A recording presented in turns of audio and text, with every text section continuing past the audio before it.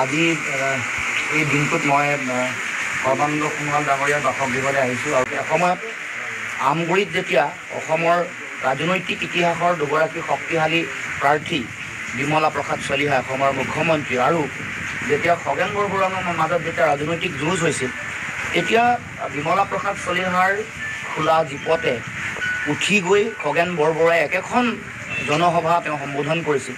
সেইটো আছিল অসমৰ উচ্চ মান বিশিষ্ট এটা ৰাজনৈতিক সংস্কৃতি। হেল্ল' এভৰিৱান, সকলোকে স্বাগতম জনাইছোঁ মোৰ আন এটা ভিডিঅ'লৈ। কি খবৰ আপোনালোকৰ? আশা কৰিছোঁ সকলো ভালে আছে, ময়ো ভালে আছোঁ।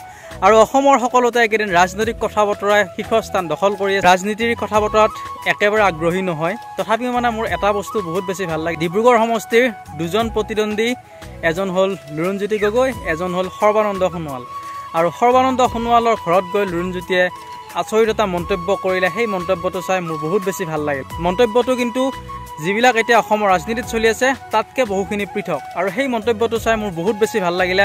আৰু সেইকাৰণে আপোনালোকৰ লগত ভিডিঅ'টো শ্বেয়াৰ কৰিছোঁ। আপোনালোকে চাব, আপোনালোকৰ ভিডিঅ'টো চাই বহুত বেছি ভাল লাগিব। আজি এই দিনটোত মই সৰ্বানন্দ সোণোৱাল ডাঙৰীয়াৰ বাসগৃহলৈ আহিছোঁ আৰু তেখেতসকলৰ জ্যেষ্ঠ ভাতৃ আছে, তেখেতৰ ওচৰলৈ আহি মই আশীৰ্বাদ বিচাৰিছোঁ যাতে অসমৰ কাৰণে, অসমৰ জাতীয় জীৱনৰ কাৰণে যাতে সদায় শক্তিশালীভাৱে কাম কৰি থাকিব পাৰোঁ আৰু যাতে অসম মাতৃৰ সেৱাত যাতে পুৰেতো জীৱন উৎসৰ্গা কৰিব পাৰোঁ। সেইকাৰণে আশীৰ্বাদ বিচাৰিছোঁ। এই নিৰ্বাচনত যাতে সফলতাৰে জয়লাভ কৰিব পাৰোঁ তাৰো আশীৰ্বাদ বিচাৰিছোঁ। আমি সততে যি মূল্যবোধৰ ৰাজনীতিৰ কথা কৈ থাকোঁ, গুণগত ৰাজনীতিৰ পৰিৱেশৰ কথা আমি সদায় কৈ আহিছোঁ, আৰু সেইকাৰণে আজি আমি সেই পৰিৱেশ পুনৰ প্ৰতিষ্ঠা কৰিবৰ কাৰণে বা তেনেকুৱা ধৰণৰ এটা আদৰ্শ অসমত সৃষ্টি কৰিবৰ কাৰণে মই আজি সৰ্বানন্দ সোণোৱাল ডাঙৰীয়াৰ বাসগৃহলৈ আহিছোঁ আৰু এই বাৰ্তা দিব খুজিছোঁ যে বিগত সময়ছোৱাত অসমত তেনেকুৱা ধৰণৰ শক্তিশালী এটা ৰাজনৈতিক সংস্কৃতি আছিল, গুণগত ৰাজনীতিৰ পৰিৱেশ, মূল্যবোধৰ ৰাজনীতিৰ পৰিৱেশ। এসময়ত আমগুৰিত যেতিয়া অসমৰ ৰাজনৈতিক ইতিহাসৰ দুগৰাকী শক্তিশালী প্ৰাৰ্থী বিমলা প্ৰসাদ চলিহা অসমৰ মুখ্যমন্ত্ৰী আৰু যেতিয়া খগেন বৰবৰুৱাৰ মাজত যেতিয়া ৰাজনৈতিক যুঁজ হৈছিল তেতিয়া বিমলা প্ৰসাদ চলিহাৰ খোলা জীপতে উঠি গৈ খগেন বৰবৰুৱাই একেখন জনসভা তেওঁ সম্বোধন কৰিছিল। সেইটো আছিল অসমৰ উচ্চ মান বিশিষ্ট এটা ৰাজনৈতিক সংস্কৃতি। কিন্তু সাম্প্ৰতিক সময়ত এই ৰাজনৈতিক যিটো সংস্কৃতি, মূল্যবোধৰ যিটো ৰাজনীতি, ইয়াৰ অৱক্ষয় আমি সকলোৱে দেখিবলৈ পাইছোঁ।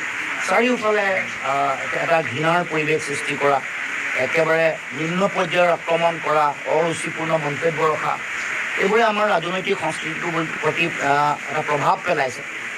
গতিকে আমি আশা ৰাখিছোঁ আগন্তুক দিনসমূহত এই এনেকুৱা ধৰণৰ পৰিৱেশ যাতে আহে, কাৰণ সুস্থ মূল্যবোধৰ ৰাজনীতি দেশৰ গণতন্ত্ৰ আৰু দেশৰ সংবিধানৰ কাৰণে খুবেই প্ৰয়োজন। দেশৰ যিটো গণতান্ত্ৰিক প্ৰমূল্য আছে, ঐতিহ্য আছে, ইয়াত আমি গুণগত ৰাজনীতিৰ সদায় পোষকতা কৰি আহিছোঁ। তাৰ লগে লগে মূল্যবোধৰ ৰাজনীতিয়ে দেশখনৰ যিটো গণতান্ত্ৰিক শক্তি, দেশৰ সংবিধানৰ যিটো শক্তিশালী স্বৰূপ, তাক সদায় শক্তিশালী ৰূপত প্ৰতিনিধিত্ব কৰি আহিছে। গতিকে মই আশা ৰাখিছোঁ আজিৰ দিনটোত সমগ্ৰ অসমবাসীৰ ৰাইজলৈ এটা শক্তিশালী বাৰ্তা যাব। আমি সকলোৱে এটা মূল্যবোধৰ ৰাজনীতিৰ পৰিৱেশ, গুণগত ৰাজনীতিৰ পৰিৱেশ, সুস্থ এটা গণতান্ত্ৰিক বাতাবৰণ আমি সকলোৱে বিচাৰোঁ।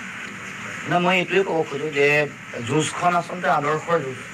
ইছ্যু বেছ মানুহৰ জীৱনৰ মৌলিক সমস্যা, জাতীয় প্ৰশ্ন, নিষ্পত্তি নোহোৱা জাতীয় সমস্যাবোৰ, এইবোৰক লৈ গোটেই বিষয়বোৰ উত্থাপন কৰা হয়।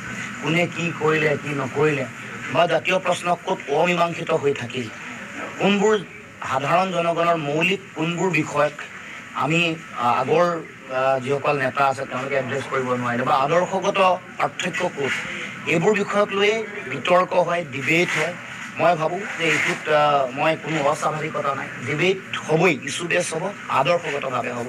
ধৰক আমি যিবোৰ ডিবেট আমি কৰোঁ সাম্প্ৰদায়িকতাৰ বিৰুদ্ধে, দেশৰ গণতন্ত্ৰৰ প্ৰতি আমাৰ যিটো সমৰ্থন, ধৰ্ম নিৰপেক্ষ চৰিত্ৰ, সংকীৰ্ণতা, বিভাজনৰ বিৰুদ্ধে শংকৰ মহাপুৰুষ শ্ৰীমন্ত শংকৰদেৱৰ আদৰ্শ, বা স্বৰ্গদেউ চুকাফা, মহাৰাজ নৰনাৰায়ণৰ আদৰ্শ, সংকট, এইবোৰ বিষয়ক লৈ এইবোৰক কৰা আক্ৰমণ, বা সাধাৰণ মানুহৰ জীৱন জীৱিকা, খোৱা বোৱা, মূল্য বৃদ্ধি, কৰ কাটল, লাইটৰ বিল বঢ়া, এইবোৰ এটা ইছ্যু, কমন মানুহৰ কাৰণে ইছ্যু। এইবোৰ ইছ্যুৰ ওপৰতে ডিবেট, এইবোৰতে আমাৰ দৃষ্টিভংগী। আমি কি কৰিম, কোনে কি কৰিব পাৰিলে নোৱাৰিলে